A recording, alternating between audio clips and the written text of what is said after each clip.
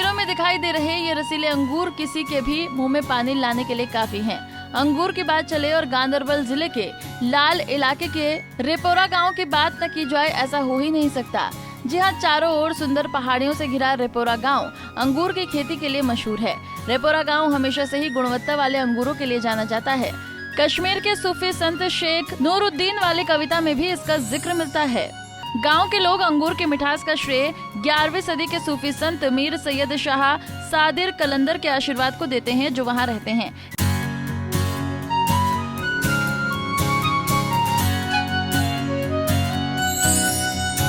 कश्मीर में सालाना उत्पादित लगभग 1100 से 1500 मीट्रिक टन अंगूर में से 700 से 900 मीट्रिक टन अंगूर गांधरबल जिले में उगाए जाते हैं, जिसमें रेपोरा गांव के करीब 90% आबादी अंगूर की खेती से जुड़ी है और इसकी आजीविका इसी अंगूर की खेती पर ही निर्भर रहती है। रेपोरा गांव में करीब 60 हेक्टेयर भूमि पर अंगूर की खेती की जाती है।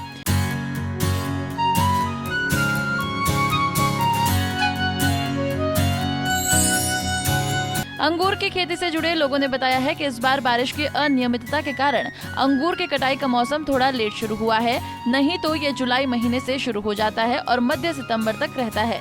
लोगों ने बताया कि महाराजा हरि सिंह के शासनकाल में इस इलाके में अंगूर की खेती हो रही है और अब भी लगातार जारी है। यहाँ पर अंगूर की विभिन्न किस्में उगाई जाती हैं, जिसमें शाहिनी, हुसैनी, थॉमसन और अन्य किस्में शामिल हैं। इसके साथ ही दुनिया की सबसे बढ़िया गुणवत्ता वाले अंगूर भी यहाँ पाए जाते हैं। यहाँ पाए जाने वाले अंगूर के एक दाने का वजन 15 ग्राम तक पाया गया है, जिसका दुनिया में कोई भी मुकाबला नहीं है। देखो, जो यहाँ पे ग्रेप्स उगाते हैं, एक्चुअली जो हर कोई हाउस होल्ड यहाँ पे है, किसी न किसी को, हर किसी को अपना अपना ये बाग है, यहाँ पे ऑर्चर्ड है। किसी को 1 कनाल है, किसी को 2 कनाल है, किसी को 5 कनाल है। एक्चुअली हमारा लाइवलीहुड इसी पे है, हर किसी का रोजगार इसी पे है। यहाँ पे ज्यादातर लोग इसी के साथ मतलब मुंसलिक है, इसी काम के साथ। लेकिन जब से मैं पैदा हुआ बचपन से मेरे पेरेंट्स के साथ कर रहे थे, मेरे ग्रैंड पेरेंट्स, उनके पेरेंट्स, वो भी इसी के साथ एसोसिएट है। मतलब कि जब से मैं पैदा हुआ हूँ, मतलब कि तब से मैं सुनता आ रहा हूँ। यहाँ तो ग्रेप्स का पहले से ही रिवाज था, पहले से ऐसे ही होता था। पहले जब ग्रेप्स होती थी तब वह पैकेजिंग नहीं होती थी। ऐसे मैंने सुना है, वो बड़े बड़े बास्केट्स होते थे, जो वो बास्केट्स होते थे उन्हीं में भरते थे, उन्हीं में पैकेजिंग करते थे। पहले वो मैंने सुना है। उसके बाद भी टाइम पैकेजिंग ये भी आए है, मतलब नए ये आए, पैकेजिंग ये आए, फैसिलिटीज आई है।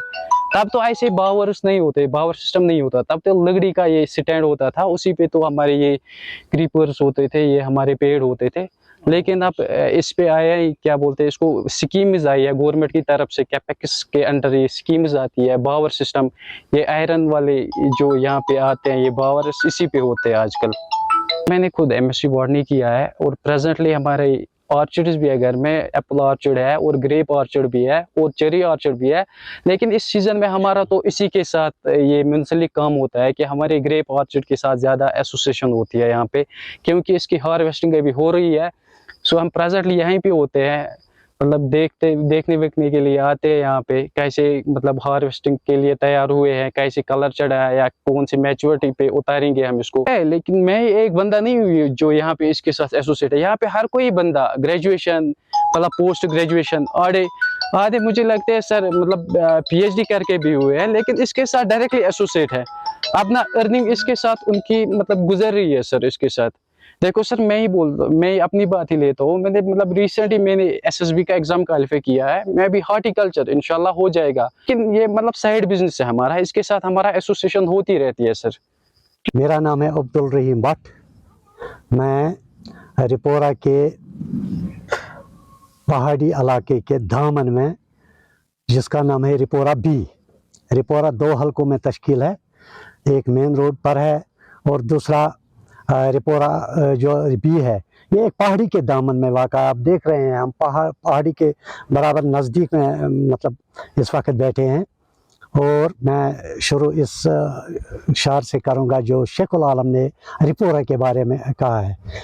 मैं उसको कश्मीरी में आपसे सुनाना चाहता हूँ, क्योंकि उन्होंने भी कश्मीरी में ये कहा है, दच्छी रेपोर नज़र चपोर।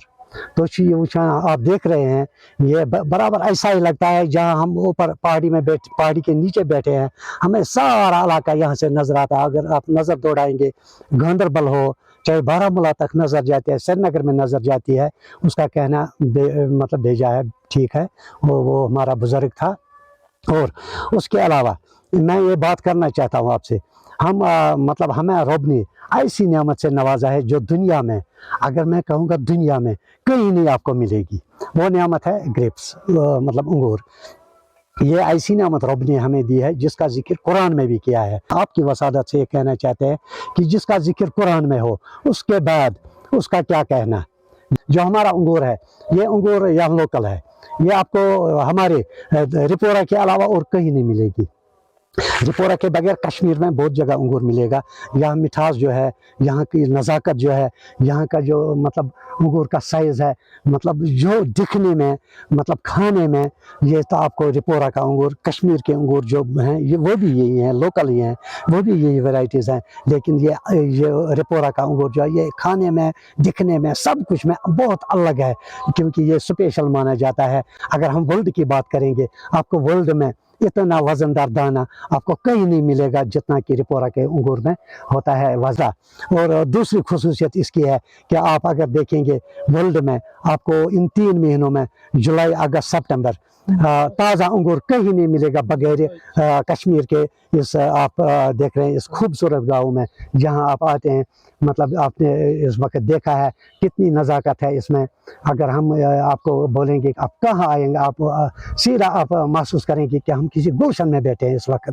जो इसका कलर है ये दिखने में बहुत अच्छा लगता है। यहाँ 3 वैरायटीज़ हैं जो लोकल है, एक का नाम है सहीबी, दूसरी का नाम है हुसैनी, और तीसरी वैरायटी है जो तकरीबन पिछले 30 सालों से यहाँ लगाई है, वो बाहर से ही आई है, उसका नाम है अनाब शाही, क्योंकि वो थोड़ी सूट हमें कर रही है।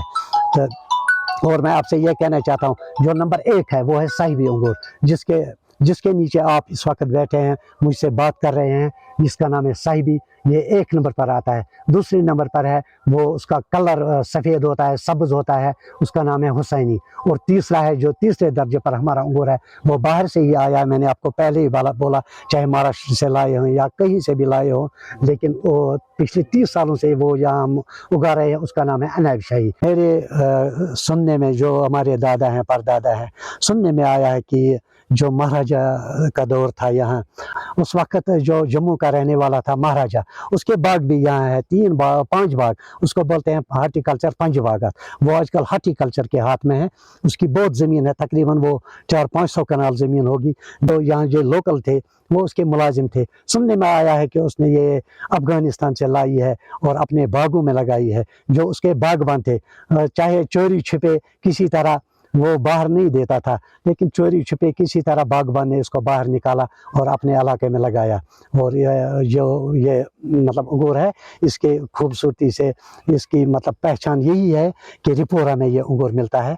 बराबर बादशाह दौर में उसने देखा ये अंगूर कहाँ सूट करेगा, बिल्कुल अच्छी जगह चॉइस की है, क्योंकि ये अंगूर जैसा आपको इस कश्मीर में भी कहीं नहीं मिलेगा। आपकी वसादत से ये बात आपने जो चीफ साहब हैं उसको पहुंचाना चाहता हूं कि इससे पहले हमारा चीफ था लोकल यहाँ चीफ साहब, वो बाद में रिटायर हो गए, जॉइंट डायरेक्टर रिटायर हो गए। उसके बाद हमारा नाम किसी ने नहीं लिया।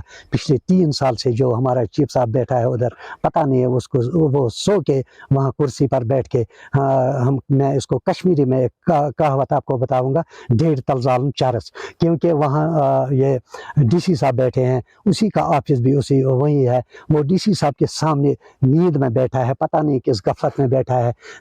इस साल हमारे पास कोई नहीं, हार्टिकल्चर वाला नहीं आ गया जो हमें ये बताता टाइम पर इसको क्या करना है, कैसे लगाना। हाँ, इसके बरक्स एक अजाब उसने हम पर नाजिल किया है, वो है हमने कर्जा लिया बैंकों से और ये बावर सिस्टम बनाया। तकरीबन 3 साल हो गए, इसकी सब्सिडी अभी नहीं मिली है। 100 फाइलें हमारे गाँव की पेंडिंग है, वो है इस वक्त HDO ऑफिस गांदरबल में।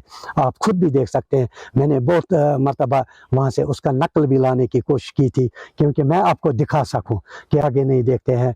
हमारे पास अगर आते अपनी सन्नत, उससे भी महकमे की दस्तारबंदी हो जाती। अगर वो हमारे पास आते, हमें इसके लिए मशवरा देते, हमारी सन्नत जिंदा रहती। ये हार्टिकल्चर की भी शान होती, गाँव की तो शान है ही, हार्टिकल्चर की भी शान बन जाती। अगर वहीं अंगूर उत्पादकों का कहना है कि उनका पूरा गांव अंगूर की खेती पर भी निर्भर करता है और वो महाराजा हरि सिंह के शासनकाल से पीढ़ी दर पीढ़ी यही खेती करते आ रहे हैं। उन्होंने सरकार और विशेषकर संबंधित विभागों से अंगूर की खेती को और बेहतर बनाने के साथ ही इसकी अधिक किस्में बनाने पर ध्यान केंद्रित करने की अपील की है, जिससे उनकी आर्थिकी और सुदृढ़ हो सके। पंजाब केसरी टीवी के लिए कांदरबल से मीर आफ्ताब की रिपोर्ट।